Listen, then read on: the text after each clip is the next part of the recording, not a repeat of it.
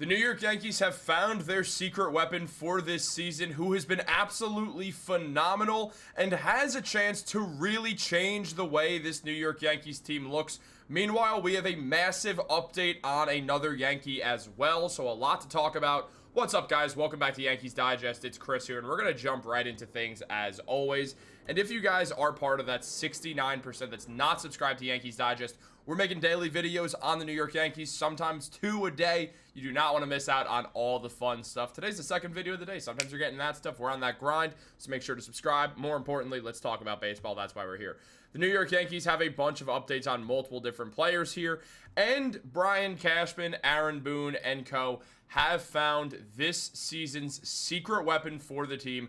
Nobody saw this coming at the start of the year when the New York Yankees brought in a fairly unknown pitcher. However, things changed around very quickly when the Yankees learned how to use now the relief pitching monster that is Fernando Cruz. Fernando Cruz has been phenomenal this season, and that was broken down by multiple outlets, including Chris Kirschner. What the Yankees saw beyond the poor ERA was a pitcher who could miss bats, a skill that was missing in their bullpen for many months during the 2024 season. Cruz's 14.72 strikeouts per 9 ratio was the major league's highest among pitchers with at least 50 innings, and his 37.8% strikeout rate ranked third. Three weeks into the 2025 season, Cruz's 18 strikeouts lead all American League relievers, and on top of that, Kirschner also mentioned that his 37.8 strikeout rate in 2024 has jumped to 42.1% this year. Only Kirby Yates and Yuki Matsui have a higher strikeout rate than Fernando Cruz. His whiff percentage has increased from 38.2% with the Reds to 50% with the Yankees. The biggest reason why Cruz has had success with the Yankees is that he's suppressed hard contact. That was where Cruz struggled the most with the Reds. This year's version of Cruz has allowed and seen the reliever to allow 0 barrels and a meager 31.6 hard hit rate. So Fernando Cruz has absolutely figured it out with the New York Yankees coaching. The Yankees pitching staff, headlined by Matt Blake, have been absolutely phenomenal at finding diamonds in the rough and guys who have come from seemingly nowhere to fully break out onto the scene.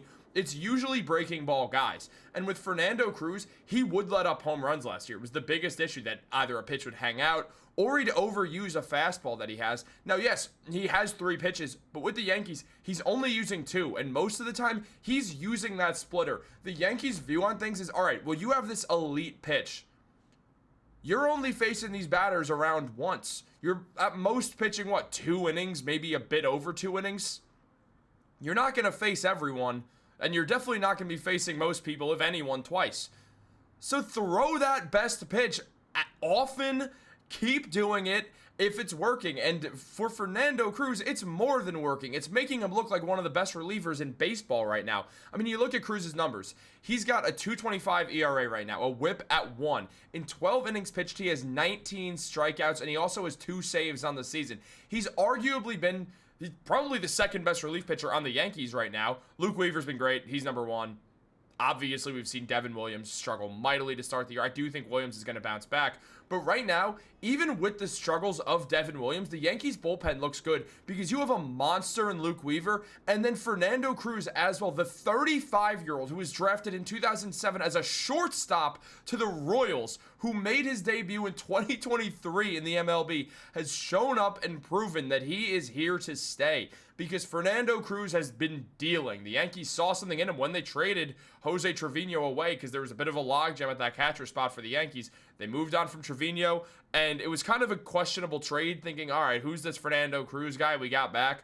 Well, this is the Fernando Cruz guy we got back. He's been phenomenal with the New York Yankees and has shown everybody up in the process. Now, Cruz, he's been great, and he's going to continue to pitch like this. This is just who we've seen what we've seen out of Fernando Cruz thus far, and his teammates agree. We've seen this. Multiple teammates and Aaron Boone have also spoken on this. I mean, Boone saying, I've never seen that many bad swings on that. Going back to spring training, I think we were up to around 25 bad swings where it looks like they've never hit something before when he executes. And Anthony Volpe saying that from behind, it's just the swings that make it look nasty. I faced him in spring. And it's like, it doesn't even make sense. You feel it and you're right on it, and you watch the video and you swung and it's like halfway there. From my perspective in the box, I am glad he's on our team and we don't have to face him. So a ton of credit being thrown Fernando Cruz's way, which is excellent to see. This trade is looking like an absolute steal for the New York Yankees, who also in turn got back Alex Jackson, who does just prevent the Yankees from end up being short on catchers. He's mainly depth. He's mainly not going to be in the MLB. He'll probably play a few MLB games here and there, but Alex Jackson really does not have a bat on him at all, and because of that, it does limit him. He did get some spring training burn, is in the minors right now. And the Yankees' backup catcher is J.C. Escara. They also have Ben Rice, who can play at that catcher position.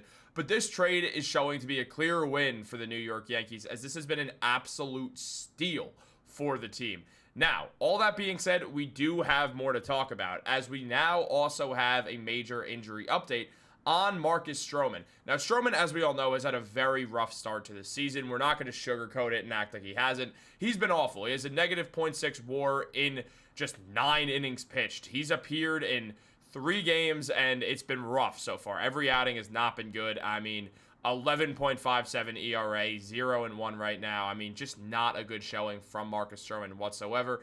His whip is over 2 right now, which is just abominable. Like, it's really bad.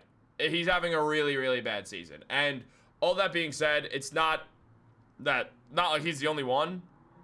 Max Fried's been great. Carlos Rodon just pitched an excellent game, and his ERA is getting back to where it should be, or where you'd hope. It's still not there. It's still over 4, but it's getting there. Carlos Carrasco had a good game, but outside of that has not been great. Will Warren's been up and down, mainly down. Clark Schmidt, he's getting there, still recovering from injury. And then Marcus Stroman has really been the dark spot of a very underwhelming pitching rotation as of right now. But where things stand, Stroman has to...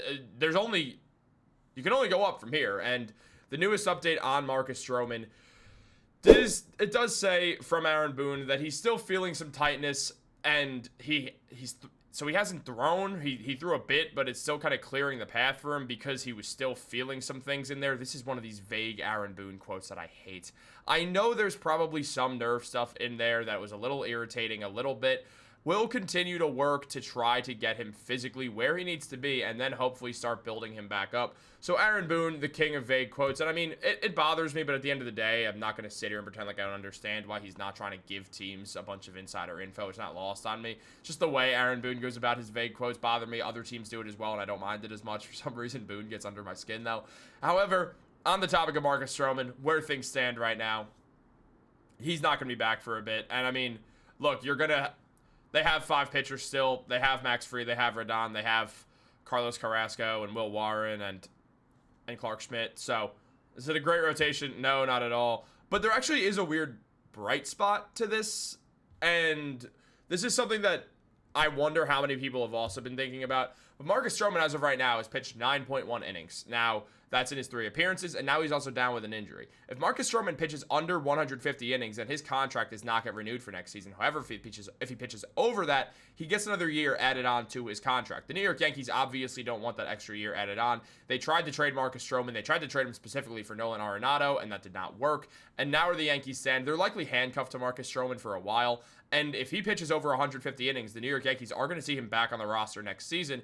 And it's more than anything not about they don't want Marcus Stroman on the roster. They don't want to pay him his $18 million contract. And now, with him being injured and with these struggles, it gives the Yankees more of a chance to not allow that to happen and to let him walk in free agency. Because at this point, unless he really turns it around and they can try to sell high at the deadline, no team is going to take Marcus Stroman at all. I mean, to look at the numbers and his contract, it's obviously just not happening. So, where things stand right now, I'm not going to say this is a blessing in disguise for the Yankees, but it's interesting. We'll call it interesting. We'll say that it's an interesting development, nonetheless, that this is kind of pointing to the fact that the Yankees will not have Marcus Stroman back next year, not only because he's not playing well, but also the injury concern. On top of that, going under 150 games, he will hit free agency, which is what the Yankees, we'll be honest, it's definitely what they're hoping for. So that'll free up some money for them, which does make things interesting. It can affect trades this year if the Yankees are willing to pay a bit more money, understanding they'll lose Stroman next season. So it could be interesting to see how the New York Yankees go about things and take their approach in the upcoming months when trades start to become a thing. We're not at trade season yet. That happens usually after the MLB draft. We're still in spring. Once it starts to get a bit warmer out, once we hit that June area, we'll see more trade rumblings, and then more than anything in July, the trade talks will be very much alive and well. But guys, what do you think about all this? What do you think about Fernando Cruz? How do you feel about him? Can he hold this up for an entire season? What's going on with Marcus Stroman? Do you guys think he could bounce back at all? Is it a good sign that he's not going to be able to pitch 150 innings this season likely? Let me know in the comments down below. Like this video, subscribe, turn on post notifications. Have a great day, and go Yankees.